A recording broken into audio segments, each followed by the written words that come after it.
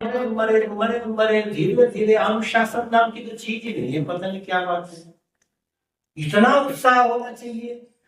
ऋषि ने लिखा है, स्वामी आत्मानंद जी ने, जो महर्षि दयानंद जी के मृत्यु के सामने खड़े थे, वो कहते हैं जिसकी आत्मा पवित्र होती है उसके अंदर उत्साह होता है, उमंग होता है, उल्लास होता है, जिससे क्रिया शुद्ध हो। और जो नास्तिक होता है वो हमेशा निराशा की बात करते हैं, गलत काम करते हैं, विश्वास नहीं होता है। वो ये भूमिका इसलिए बोल रहा हूँ, थोड़ा सा जलवा पैदा होना चाहिए आदमी में। खिलाड़ पेड़ बघितलं असेल ना, नहीं बघितलं महाराज महिला शास्त्री की। हाँ? खिलाड़ बैल को जब शुरू शुरू में वो लगाते हैं ना, बैलगाड़ी में, यहाँ भी हम लगाते थे, हम सब कर चुके हैं ये सब। खिलाड़ बैल जो है ना, वो शेपू टिकड़े तिकडे नाचते बोलते असं असं करते। जेव्हा 2-4 झपके दिलं का त्याच्यामध्ये आऊतमध्ये मुंडी लावलं, मग बघा इकडे तिकडे पळते, आणि जर व्यसन व्यवस्थित ठेवलं मग आपोआप पुन्हा पुन्हा काय होते बघा, हागू हागू बेजार होते, मग पुन्हा नीट चलते बघा। बरोबर है? उसके ऊपर भी संस्कार कर रहा है कृष्ण। उबड़ खाबड़ जो चीजें होती है ना, उसके ऊपर दे रंदा दे रंदा दे रंदा दे करके उस चीज को स्मूथ बनाते हैं, सुंदर बनाते हैं, सीधा बनाते हैं। उसी का नाम तो संस्कार है। 16 दिन में 16 संस्कार कर दिए, हो गया क्या परिपूर्ण?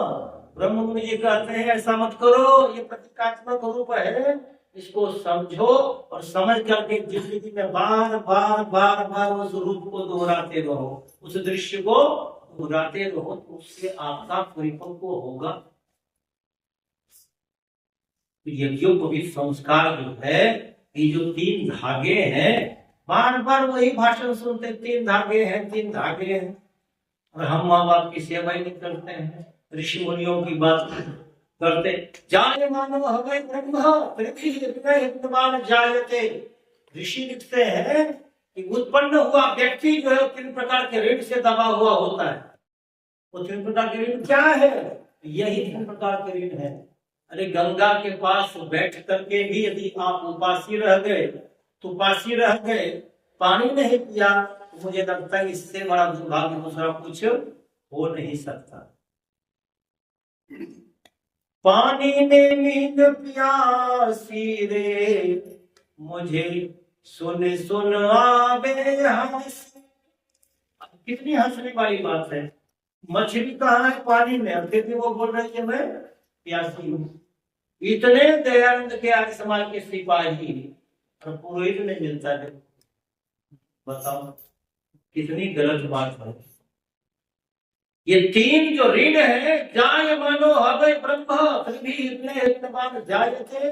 ऋषि कहते हैं कि वो मुस्लिम हो, सिख हो, ईसाई हो, हिंदू हो, मुसलमान हो, कोई भी हो, जिसने जन्म लिया है वो 3 प्रकार के कर्ज से दबा हुआ है, और उस कर्ज से अपने आप को क्या है मुक्त करने के लिए आपको ये काम करना पड़ेगा। ये काम कैसे? उठाए धागा लपेट लिए गले में, हो गया, वैसे भी हो सकता है। परंतु जब आप विधि पूर्वक किसी चीज को, सौंदर्य पूर्वक किसी चीज को करते, तो उसका स्वरूप और अच्छा लगता है। ये हम 8 मंत्र बोलते हैं, मेरे ख्याल से 8 मंत्र सबको बुलवाया होगा। यदि समय है, ईश्वर की स्तुति प्रार्थना उपासना के मंत्र बोलिए, कोई बात नहीं, वो भी बोलिए। उसके बाद बोलने के बाद लिखा है, ब्राह्मण का अर्थ यहाँ जातिवाचक नहीं है, इसमें लिखा है पुस्तक। ब्राह्मण का अर्थ यहाँ पे बुद्धि से लिया है, जाति वाचक नहीं लिया है, कर्म सूचक लिया है। जन्मना यहाँ कुछ भी नहीं है, कर्मणा है सब कुछ।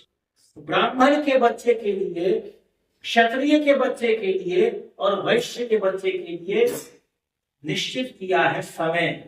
उसमें अग्निचय हो भी जाए तो ये संस्कार जरूर करवा लेना चाहिए। इसको उपनयन भी बोलते हैं, शिक्षा समा को भी उपनयन बोलते हैं, ऐसे यज्ञोपवीत को उपनयन भी बोलते हैं, इसको व्रत सूत्र भी बोलते हैं, यज्ञोपवीत भी बोलते हैं, और इसको जनौ भी बोलते हैं, और मराठी में जानव। इतने सारे शब्द हैं। इतना मतलब इसमें भ्रम है हिंदू समाज में, परसों मैं विवाह में गया, मैंने कहा ये तो है भी तुम्हारे पास मयूर? बोला पहले अभी भी है। तो मैंने कहा कितना है बताओ दिखाओ। बोले पहले 3 धागे का था, अब 6 धागे का हो गया। कोई जवाब नहीं है, उत्तर नहीं है। बोला पत्नी का 3 धागा। मैंने कहा पत्नी खाएगी तो पत्नी के पेट बन जाएगा कि तेरे पेट बन जाएगा? भले आदमी उसका ऋण वो चुकाएगी और तेरा ऋण तू चुकाएगा। उसके ऋण को अपने कंधे पे क्यों ढोए जा रहा है? पितृभ्यः स्वधाभ्यः स्वधा नमः लिखा है। ऋषिभ्यः पितृभ्यः, इन सब का कर्ज चुकाने के लिए ऋषियों ने ये 3 डोरी का विधान किया। और इसमें बहुत सारे मंत्र नहीं है। इन मंत्रों का पाठ करते हुए ऋषियों ने लिखा है कि ब्रह्मचारी को यदि ब्राह्मण का बालक हो तो उसे रात्रि के समय में उपवास करवाना चाहिए। फिर वही परेशानी आ जाएगी। उपवास का मतलब यहाँ पौराणिक हो क्या? उपवास का मतलब होता है उपकरण को होता है समीप, और वास का होता है बैठना। किसके पास बैठना? ईश्वर के पास, माता पिता के पास, सदग्रंथ के पास, गुरुजनों के पास, सत्य के पास, धर्म के पास जाने के लिए उपवास किया जाता है। शरीर का शोधन करने के लिए उपवास किया जाता है। वो भूखे मरने का नाम उपवास कहीं नहीं लिखा है, ये जो लोग ले रहे हैं। तो उपवास करा करके यवागु दलिया, उसके बाद श्रीखंड दूध का जो बनाते हैं वो खिलाने के विधान है। या फिर जो है कुछ फल आदि देकर के जौ का भी दलिया बनाते हैं। ये तीनों प्रकार के अलग अलग विशिष्ट गुणों से ये धन धान्य जो है परिपूर्ण है। तो ब्राह्मण के बालक के लिए क्या देना है, क्षत्रिय के बालक उसके शरीर के हिसाब से यदि वो उस भोजन को पचाता है तो उसको वो देना चाहिए। 24 घंटा उपवास करके ब्रह्मचारी के वस्त्र जो है वो श्वेत होने चाहिए, और बिछा करके आगे पीछे सारे परिवार के लोगों को, सगे संबंधियों को बुला करके फिर ये संस्कार प्रारंभ होना चाहिए। और मैंने जैसे कहा कि ये संस्कार जो है इसमें बहुत सारे मंत्र का पाठ नहीं तो हो तो भी जो है संस्कार चंद्रिका नाम की जो पुस्तक है, मेरे पास 8 प्रकार की संस्कार चंद्रिका है। 8 प्रकार की बोल रहा हूँ, 8 प्रकार के विद्वानों ने उसकी व्याख्या की है। और मैंने वो सारे व्याख्या को मैंने पढ़ा है। इन्होंने किस ढंग से किया है, इन्होंने किस ढंग से किया है, इन्होंने किस ढंग से किया है, और फिर इसमें व्यावहारिकता कैसे ठीक होती है वो करके हम चलते हैं। वो कोई कहीं मार नहीं खाता, वो पुरोहित कहीं असफल नहीं होता। तो सबसे बढ़िया चीज जो है 8 मंत्र जो है, 8 मंत्रों का हम जो है बड़ा बढ़िया तरीके से पाठ करना सीखें, मिठास उसमें लाने कोशिश करें। माधुर्य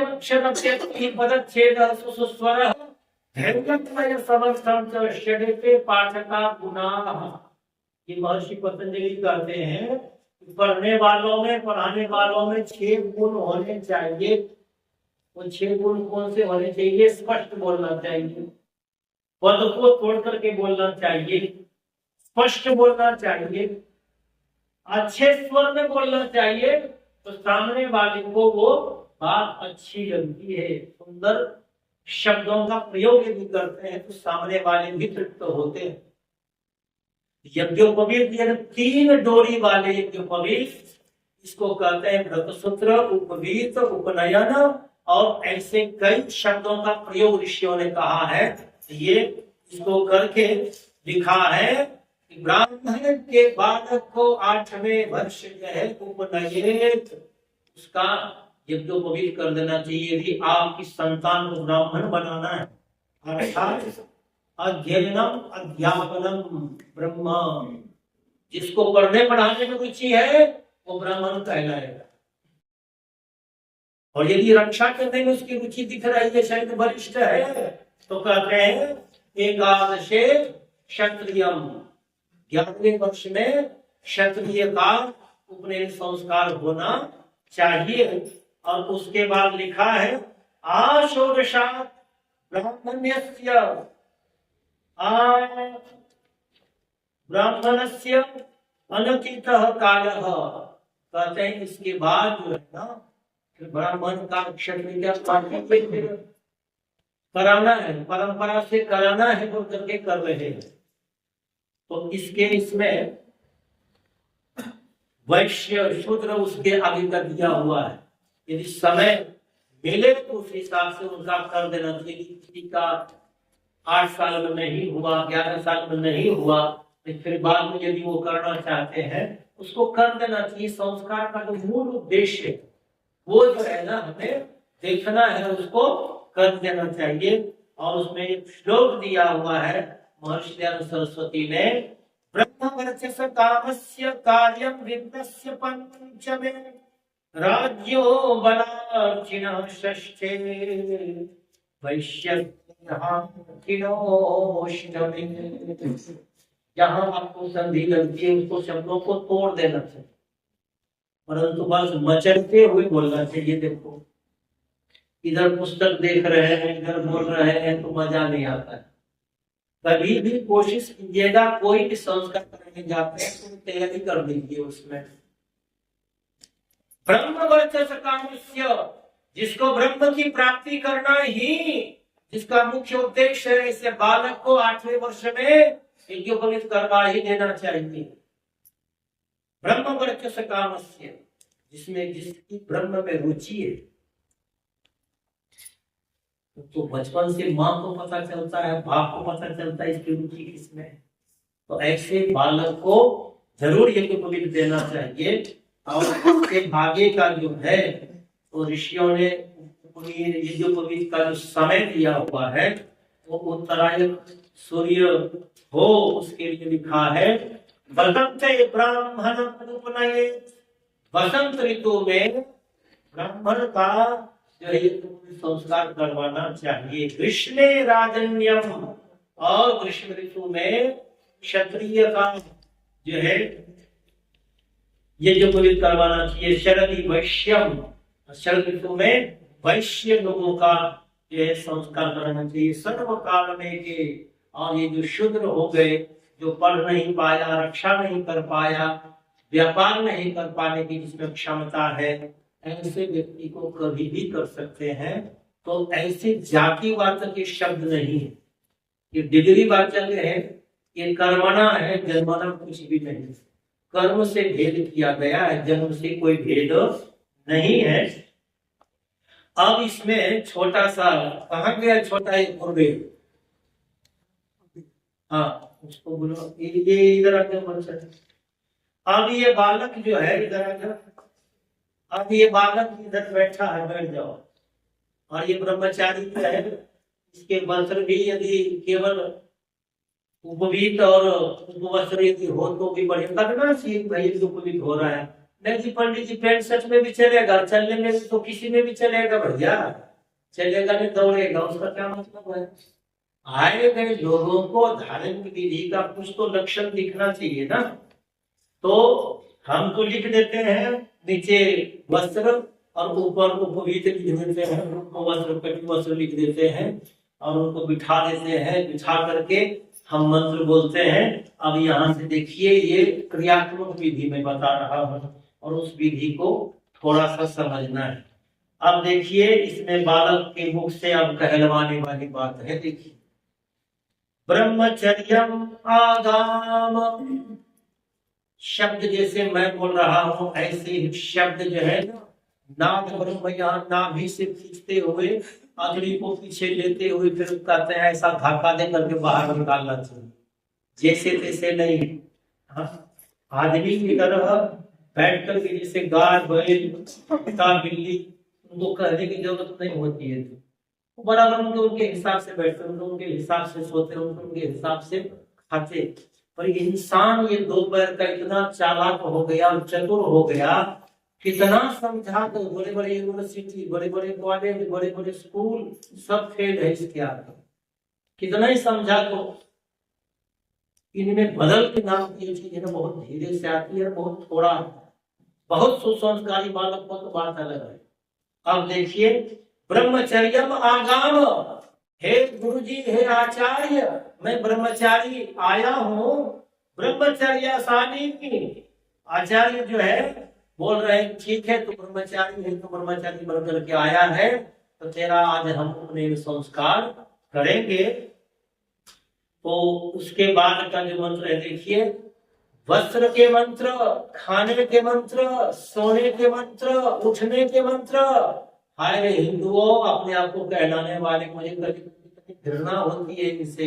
गर्व से कहो हम हिंदू है, कौन सा तेरे अंदर अच्छे गुण है जो अपने आप को हिंदू कह रहा है? मुझे शर्म आती है बोलने में। ये तो बोलना चाहिए। एक छोटा सा दूसरी का बच्चा कलमा बोलता है, दूसरी का बच्चा कलमा बोलता है, यहाँ बुढ़ापा आ गया फिर भी इनको एक मंत्र ढंग से बोलना नहीं आता। बताइए, मैं सचेत कर रहा हूं, जो रोज लगती है बात में वो आपको बोल रहा हूं।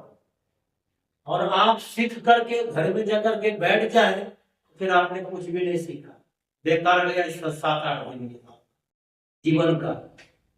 बैठने वाला आर्य समाजिए, रोने वाला आर्य समाजिए। लानत है ऐसे व्यक्ति को जो संस्कार किसी पढ़ ले, पढ़ ले, सारे संस्कार पढ़ ले तो सामने बैठ जाएगा।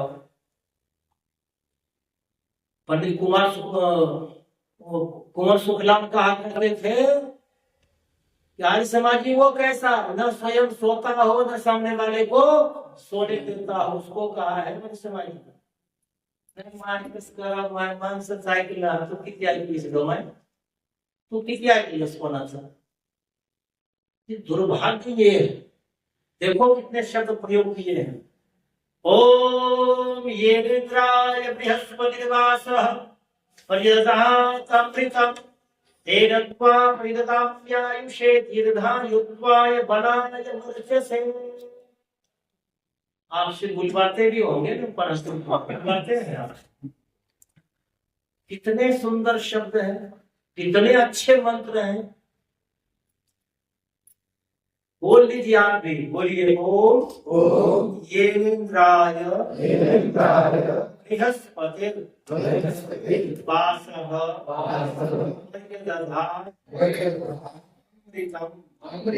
तेन त्वा परिदधामि आयुषे दीर्घायुत्वाय बलाय वर्चसे। जैसे जैसे बोलेंगे ना, जुबान को चलाएंगे ना, धीरे धीरे धीरे मन को पुरते मन जो है शरीर में जो है उस क्रिया में घुसते घुसते घुसते घुसते आत्मा तक लेकर के जाता है। देखो इतना खतरनाक काम है।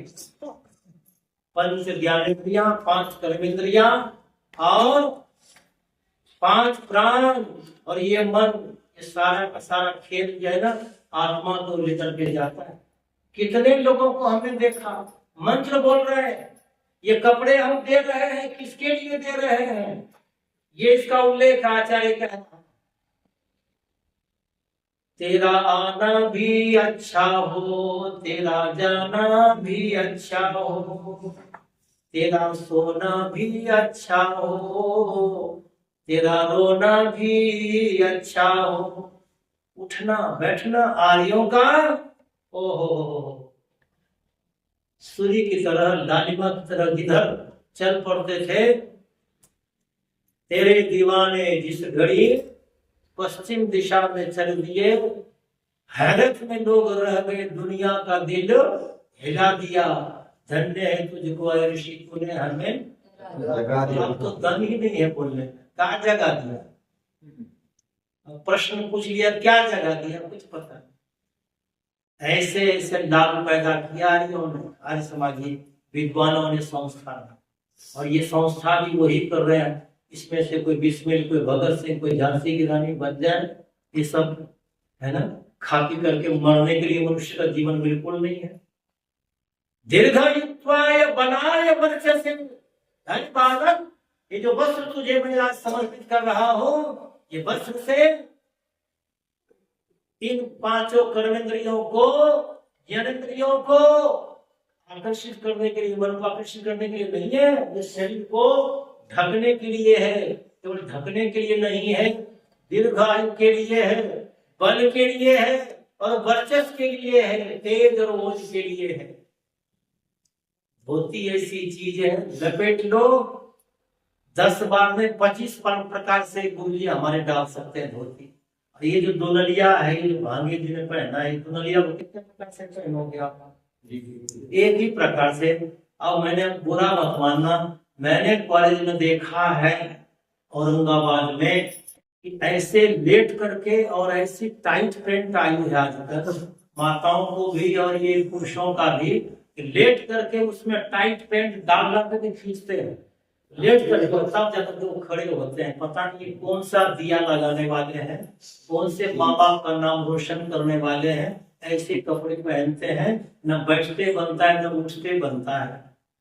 ये हमारी धोती जो है ना, ये जो लुंगी है, योगी आदित्यनाथ को उद्धव ठाकरे ने कहा कि योगी लाल कपड़े वाला, यदि हवा चला देंगे जोर से हम, जिसकी लुंगी उड़ जाएगी। योगी ने यही तो कहा था। ये वस्त्र जो है, ये जो दीक्षा है, ये ऋषि मुनियों का है, अग्नि का है। उद्धव ठाकरे, मुझे शर्म आती है, बाला साहब के कोख में तू पैदा लेकर के इसी शब्द का प्रयोग कर रहा है। यदि आज बाला साहब ठाकरे होते, तेरी जिह्वा काटे बगैर रह नहीं सकते। ऋषि मुनियों का वस्त्र है, और ऐसा उड़ा उसकी लुंगी तो जैसे कि वैसे रह गई। ऐसा उड़ा, ऐसा उड़ा, ऐसा उड़ा।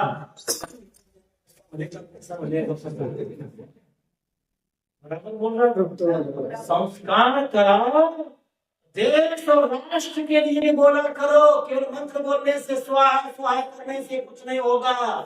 स्वाहा स्वाहा भी करो, देश बचेगा तो तुम बचोगे, देश नहीं बचेगा तुम नहीं बचने वाले हो। संस्कार सोई अग्नि को जलाने का काम है। संस्कार केवल जो है धार्मिक विधि कर लिया तो बात नहीं बनेगी। समय समय पे इन चीजों को भी आपको संस्कार के माध्यम से जगाना पड़ेगा। ये कपड़े देख करके बच्चे को तिलक लगाया, और तिलक लगा करके कपड़े दिया, इस भाव से दिया। अब सारे बच्चे स्कूल में ड्रेस पहना हुआ है सूट बूट का, और यदि मैं इस बच्चे को लेकर के इधर खड़ा हो जाऊं धोती कुर्ता पे, और प्रिंसिपल कहता है जेंटलमैन, अब इसको क्या कहेगा? धोती वाले को जेंटलमैन कहेगा। बच्चे क्या सीखेंगे कि जो पैंट शर्ट पहनते हैं वो जेंटलमैन होते हैं, धोती पहनते ये मूर्ख मैन होते हैं। यही समझेगा ना बच्चा। इस देश के इतिहास को विकृत किया गया है। कान ठोकर के सुन लीजिएगा, ये हमारी प्राचीन परंपरा थी। अभी भी दक्षिण भारत में तेलुगु वगैरह, उधर तेलंगाना वगैरह पूरा है, धोती कुर्ता ही पहनते हैं, चिदम्बरम वगैरह। ये हमारी प्राचीन परंपरा थी। हवा आती जाती रहती थी, त्वचा रोग नहीं होता था। बालक जो है उस वस्तु से, सफेद वस्तु से सीखता था। ये बृहस्पति, और बृहस्पति बुद्धि का देवता माना गया है। इस कपड़े को लेकर के तुझे क्या करना है, ये सारा मंत्र का पाठ है। उसके बाद ये देने के बाद, अब हमारे यहाँ कई जगह सिंध में जो है, लाहौर में थोड़ी विधि अलग है, परंतु कहीं यदि थोड़ा आगे पीछे हो जाए तो उसमें गड़बड़ करने की कोई जरूरत नहीं। अच्छा समझो, यदि मैंने 5 आदमी को यज्ञोपवीत दिया, इसे तो पकड़ा दिया, 5 आदमी कह रहे हैं यज्ञोपवीतम परमं पवित्रम प्रजापतिर्य सहजम पुरस्तात् आयुष्यम उग्रम प्रतिमुंच शुभ्रम यज्ञोपवीतम बलमस्तुते पूजाः। ये 5 लोग आशीर्वाद दे रहे हैं, पांचों इसमें भाव दे रहे हैं, ये तुझे बल दे, आयुष्य दे, विद्या दे, तो पवित्रता के साथ इसे धारण करें। इसमें समाज में होता, मैं तो इसे करवा देता हूँ। इसको हाथ में ऐसे दे देते हैं, ऐसे पकड़ते हैं, और वो पकड़ करके उसके अर्थ को बताते हैं। और लिखा ऋषि ने कि कम से कम गायत्री मंत्र उस बालक को जरूर आना चाहिए। गायत्री मंत्र उसको सावित्री मंत्र कहा है, ये जरूर उसको आचार्य बता दें बढ़िया तरीके से। ये मंत्र आप सबको, ये है प्राण। जैसे भांगे जी बैठे हैं, अभी 70-80 किलो के हैं, इनका नाम पर मुंह यदि मैं बंद कर दूं तो क्या करेंगे भाभी जी? बोलो। अरे भैया, जितनी ताकत इनकी अभी है क्या, इससे 10 गुना ताकत से मुझे ये छुड़ाएंगे। क्यों? प्राणों का प्राण अब उनके शरीर से निकलने वाला है, इसलिए वो कोशिश करते हैं। ठीक है ना? तो इस मंत्र को आप दोहराइए एक बार से, तो बस इतना भी यदि मंत्र आपने बोल दिया तो पूरा संस्कार का प्राण आप में आ जाएगा। बोलिएगा ओ यज्ञो पवित्रम परम पवित्रम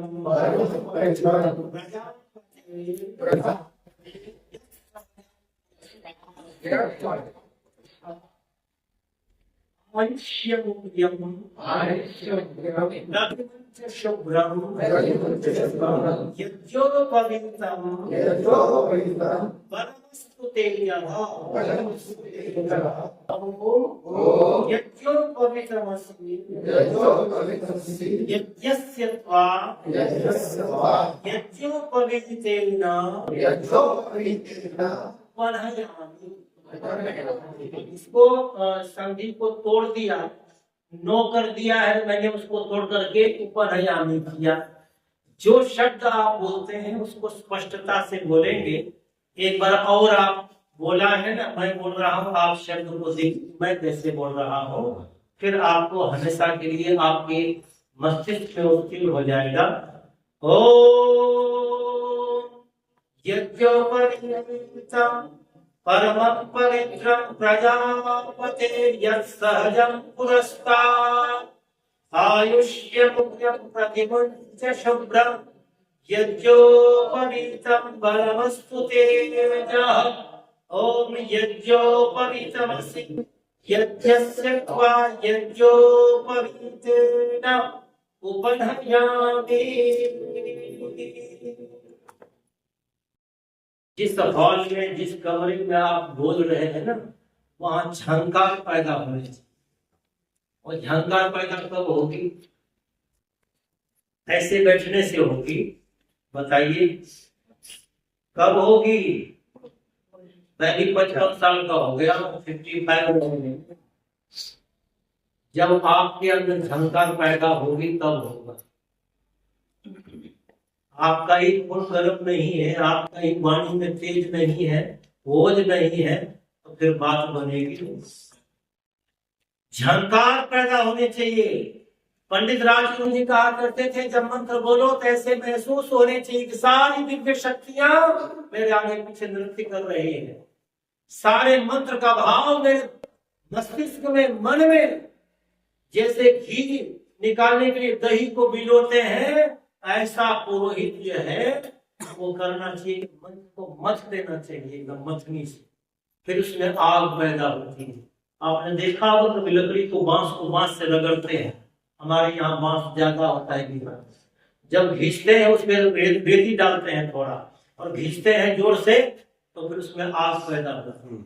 जब दो बांस आपस में टकरा जाते हैं तो बांस जो है क्या हो जाता है, आग लग जाती है और पूरा का पूरा जंगल समाप्त होता है। तो याद रखिएगा, जब मंत्र को हम ढंग से बोलते हैं, बुद्धिपूर्वक बोलते हैं, उसमें एक झंकार पैदा होती है। मेरे को कैसा लगता है कि आज ये जवान बना है ना हनुमंत जादव जी, तो आज ही मैं इसको दयानंद बना दूं। मेरे मन में ये होता है, आज ही पता नहीं बात का हाथ लगेगा नहीं लगेगा,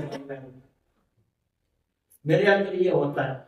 और मुझे बताइए, आज समाज के वेदी में 1000-1200 आदमी आपको कम मिलेगा, और विवाह में मिल जाते हैं, तो बताइए फिर उसका लाभ उठाना चाहिए कि नहीं उठाना चाहिए? मैं वही करता हूँ। कल युग में संस्कार था, 500 लोग थे। मैंने कहा ओ मैया कभी नहीं खाई होगा? अरे ऐसा पंडित फिर बाद में नहीं मिलेगा तुमको। मैं आया हूँ 10 घंटा चल करके आ जाओ, पहले सुन लो, फिर बड़ी मलाई चाटते रहना जिंदगी पर। चाट लंबी मलाई इतना मोटी मोटी हो रही हो, न उठते बनता है न बैठते बनता है, बेकार का। सब माताओं ने रख दिया वहीं पे, वो जो खा रही थी। मैंने कहा मत, पानी भर जाएगा, पी लो खा लो, फिर मेरी बात सुनना। मैं बीच बीच में हंसाता भी हूँ। फिर गाय को पुरुष तो ऐसे ही डरपोक होता है, ये बोले पंडित जी हमने भी चुस्की लेंगे, हमको ही बोलेंगे।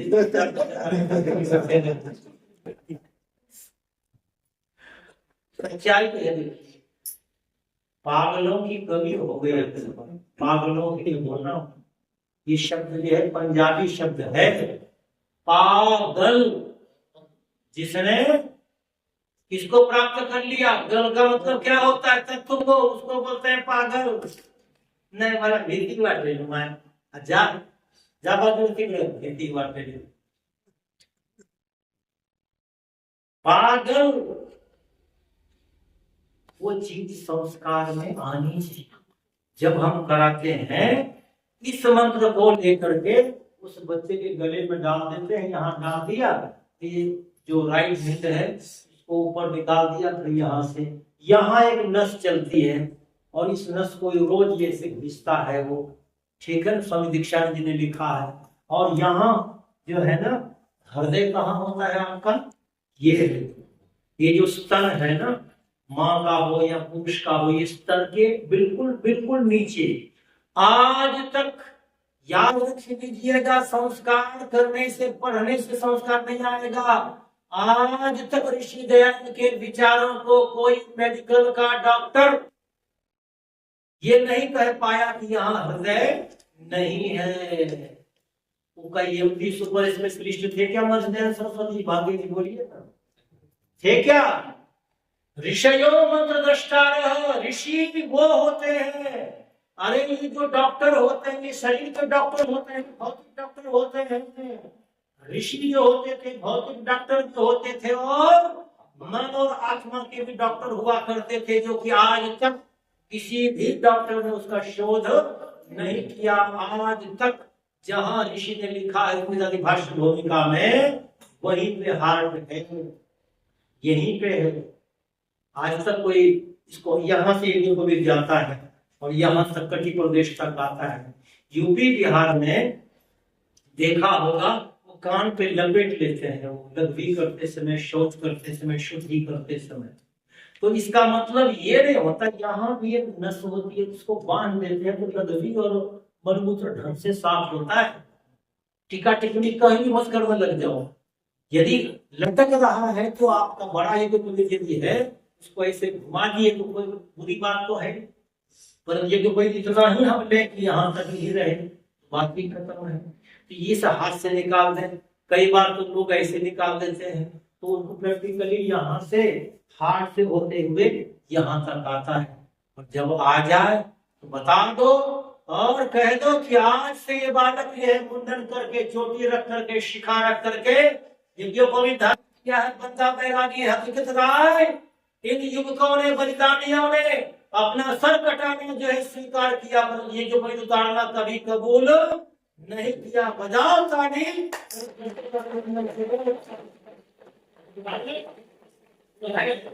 ये बालक जो है दुनिया का यशस्वी बनेगा, तेजस्वी बनेगा, ओजस्वी बनेगा।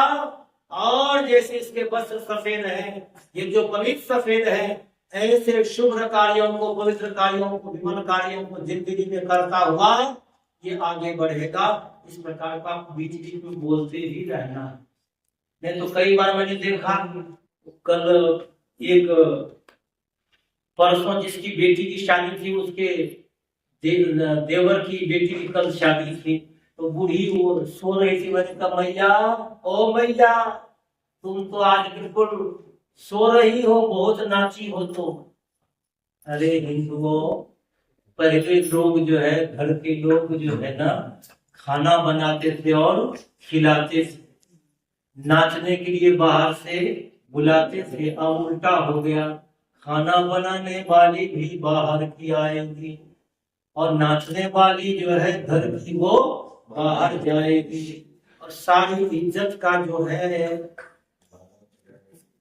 बाहर है। शर्म की बात है। शर्म, कल मैंने कहा इनका कोई दोष नहीं है, बेटियों को कोई दोष नहीं है। 33 टुकड़े 32 टुकड़े कटने के लायक है ये। कोई मुस्लिम, कोई पादरी की बेटी को 32 टुकड़े में कटते हुए किसी ने नहीं देखा। और हिंदू ऐसी कौम है, अपनी बेटियों को कैसे कपड़े पहनते हैं। घर से निकलने के बाद एक बार आशा को मुझे जरूर देख लेना चाहिए गड़बड़ नीचे कि मेरे कपड़े ठीक है या गलत है। ये माँ बाप की आंखें नहीं रही, ये चर्म चक्षु है केवल। अपनी बेटियों को, अपनी पत्नी को, अपनी बहन को ऐसे सुंदर वस्त्र डालने चाहिए। राजा महाराजा परिव्राट में जा रहा हो तो देवी को देख करके नतमस्तक होना चाहिए। ऐसा वस्त्र हमारे यहाँ ऋषि मुनियों ने विधान किया था। आज इन भेड़ियों की नजर जितने भी संस्कार कर रहे हैं, फोटो निकाल रहे हैं, जिस ऐसे ने ऐसे हाथ रखो तो वो मुस्लिम आकर के इनके शरीर को टच कर रहा है। बेशर्म की बात है। सारे फोटो ने ऐसे हाथ लगाओ, ने ऐसे हाथ लगाओ, तेरी ऐसी की तैसी। ये कोई बात हुई? लड़का लड़की का जो अंदर की बातें हैं वो रोड पे ला रहे हो तुम, और वो प्री वेडिंग क्या बोलते हैं, वो जो फोटो निकालते हैं वो आए गए जो मेहमान होते हैं उसको भी दिखाते हैं, इनके ऊपर दिखाते हैं। याद रखिएगा। तो ये जो मंत्र है, घंटा भर नींद आएगी, 4 घंटा भी चक्की चलाता रहूंगा नींद नहीं आएगी दादा, याद रखिएगा। आर्य समाजी वही होता है जो सबके ऊपर दाल, हमारे यहाँ बोलते हैं दलना, दल करके और फिर आ जाए कहा हनुमान रावण की लंका में हिला करके पेड़ पौधे को उखाड़ करके मार करके और फिर कहा आ गया, राम दल में आ गया, उसको बोलते हैं आर्य समाजी। तो आप सभी आए हुए हैं और सीख रहे हैं। आप मैं 3 दिन हूँ तो मैं कोशिश करूंगा कि संस्कार हम लेंगे और आप और हम मिल करके कुछ काम करिए। याद रखिए, नहीं तो इस शरीर का मरने के बाद एक मुट्ठी रात के अलावा कुछ नहीं होने वाला। नहीं कहूंगा कि बेचारा पूरे हमारा लगा हुआ है, लगा हुआ है, कोई देखे या न देखे, ईश्वर को यदि सर्वव्यापक मानते हो, सर्वज्ञाता मानते हो तो वो तो जानता ही है तुम्हारा देखा देखा, वो तो रखेगा, कोई रखे या न रखे। तो ये मंत्र का हम पाठ करते हैं और इसके बाद ईश्वर की प्रार्थना उपासना के मंत्र हैं, 5 मंत्र हैं। इनको थोड़ा सा मैं बोलूंगा तो मेरा समय हो रहा है, क्योंकि मैं टाइम का बड़ा पाबंद हूँ। मुझे अभी गाड़ी का बाहर मैं जा रहा हूँ माजलगांव, और आने के बाद पर मुझे जब टाइम मिलेगा तब आप यदि घोड़े की तरह तैयार रहेंगे ना, तब मैं सिखाऊंगा। देखो वो कॉलेज की तरह तुम पीरियड घंटी खत्म हुई, कब खत्म होगा, कब खत्म होगा, घड़ी की तरफ देखेंगे तो बात नहीं बढ़ेगी। बहुत कुछ सीख करके जाना चाहिए। एक पादरी को देखो, एक मौलवी को देखो, रोटी का पता नहीं, कपड़े का पता नहीं, वेतन का पता नहीं, दिनों दिन फिरे जा रहा है। किसके लिए? इस्लाम के प्रचार के लिए, ईसाइयत के प्रचार के लिए। तो हम तो मानवता का प्रचार करने जा रहे हैं। जरूर इस पे थोड़ा सा ध्यान दीजिए। अब इसको आप देख लीजिएगा, आगे का पीरियड जो होगा वो आप कीजिए। मैं आधा में लूंगा, उसको मैं आगे हनुमान जी लूंगा, ठीक है। तो अधिक ना कहता हूँ, मैं आपसे क्षमा चाहता हूँ।